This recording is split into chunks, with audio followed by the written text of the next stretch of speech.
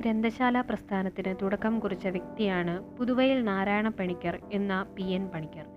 അദ്ദേഹത്തിൻ്റെ ചരമദിനമായ ജൂൺ 19 കേരളത്തിൽ 1996 മുതൽ വായനാ ദിനമായി ആചരിക്കുന്നു.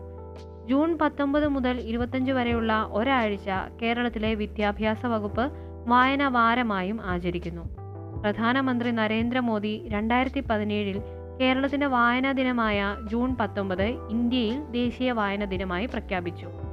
തുടർന്നുള്ള ഒരു മാസക്കാലം ദേശീയ വായനാ മാസമായും ആചരിച്ചു വരുന്നു. PN പണിക്കരുടെ ചരമദിനമാണ് വായനാ ദിനമായി നാം ആചരിക്കുന്നത്. ജൂൺ 19 മുതൽ 26 വരെ വായനാ വാരമായി ആചരിച്ചു വരുന്നു. ആലപ്പുഴ ജില്ലയിലെ നീലംപേരൂരിൽ ഗോവിന്ദപിള്ളയുടെയും ജാനകി അമ്മയുടെയും മകനായി 1909 മാർച്ച് 1 പുതുവായിൽ നാരായണ പണിക്കർ ജനിച്ചു. LP സ്കൂൾ അധ്യാപകനായിരുന്നു അദ്ദേഹം.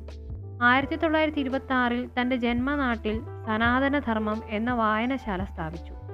ഒരു സാധാരണ ഗ്രന്ഥശാല പ്രവർത്തകനായി പ്രവർത്തനം തുടങ്ങിയ അദ്ദേഹത്തിൻ്റെ അഹോരാത്രമുള്ള പ്രവർത്തനത്തിൻ്റെ ഫലമായാണ് കേരള ഗ്രന്ഥശാലാ സംഘം സ്ഥാപിതമാകുന്നത്. ആയിരക്കണക്കിന് ഗ്രന്ഥശാലകളെ സംഘത്തിൻ്റെ കീഴിൽ കൊണ്ടുവരാനും അദ്ദേഹത്തിന് കഴിഞ്ഞു. ഗ്രന്ഥശാലാ പ്രസ്ഥാനത്തിൻ്റെ നായകൻ, കാൻഫെഡിൻ്റെ സ്ഥാപകൻ തുടങ്ങി ഒട്ടനവധി സംഭാവനകൾ മലയാളത്തിനു നൽകി. പിന്നീട് കേരള നിയമസഭ അംഗീകരിച്ച കേരള പബ്ലിക് ലൈബ്രറി ആക്ട് അദ്ദേഹത്തിൻ്റെ സ്വപ്നമായിരുന്നു. അദ്ദേഹം പ്രവർത്തനം ആരംഭിച്ച കാലഘട്ടത്തിൽ തിരുവിതാംകൂറിലെ ഗ്രന്ഥശാലകൾക്ക് ഒരു സംഘടിത രൂപമില്ലായിരുന്നു. 1945 അമ്പലപ്പുഴ PK മെമ്മോറിയൽ ഗ്രന്ഥശാലയിൽ വെച്ച് അദ്ദേഹം വിളിച്ചു ചേർത്ത തിരുവിതാംകൂർ ഗ്രന്ഥശാലാ സംഘം രൂപീകരണ യോഗത്തിൽ 45 ഗ്രന്ഥശാലകളുടെ പ്രതിനിധികൾ പങ്കെടുത്തു. സമ്മേളനം ഉദ്ഘാടനം ചെയ്തത് അന്നത്തെ ദിവാനായിരുന്ന സർ CP രാമസ്വാമി അയ്യരായിരുന്നു. ദിവാനോടുള്ള പ്രതിഷേധം മൂലം ക്ഷണക്കത്ത് ലഭിച്ച ഭൂരിപക്ഷം ഗ്രന്ഥശാലകളും പങ്കെടുത്തില്ല. ഈ സംഘത്തിന് അംഗീകാരം ലഭിക്കുകയും 1946 മുതൽ 250 രൂപ പ്രവർത്തന ഗ്രാന്റ് ലഭിക്കുകയും ചെയ്തു.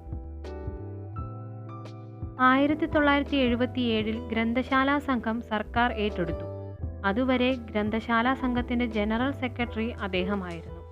ഗ്രന്ഥശാലാ പ്രവർത്തകർ ആദരവോടെ പണിക്കർ സാർ എന്ന് വിളിക്കുന്ന അദ്ദേഹം നിർഭാഗ്യവശാൽ കേരളത്തിൻ്റെ രാഷ്ട്രീയ സാഹചര്യങ്ങളിൽപ്പെട്ട് പിന്നീട് ഗ്രന്ഥശാലാ സംഘത്തിൻ്റെ ആരുമല്ലാതായി തീരുകയും അദ്ദേഹം മറ്റൊരു പ്രസ്ഥാനം, കേരള അനൗപചാരിക വിദ്യാഭ്യാസ സമിതി രൂപവത്കരിക്കുകയും ചെയ്തു. അതിൻ്റെ പ്രവർത്തകനായി മാറിയ അദ്ദേഹം 1995 ജൂൺ 19 തൻ്റെ 86 വയസ്സിൽ അന്തരിച്ചു. അദ്ദേഹത്തിൻ്റെ ചരമദിനം കേരളത്തിൽ 1996 മുതൽ വായനാ ദിനമായി ആചരിക്കുന്നു.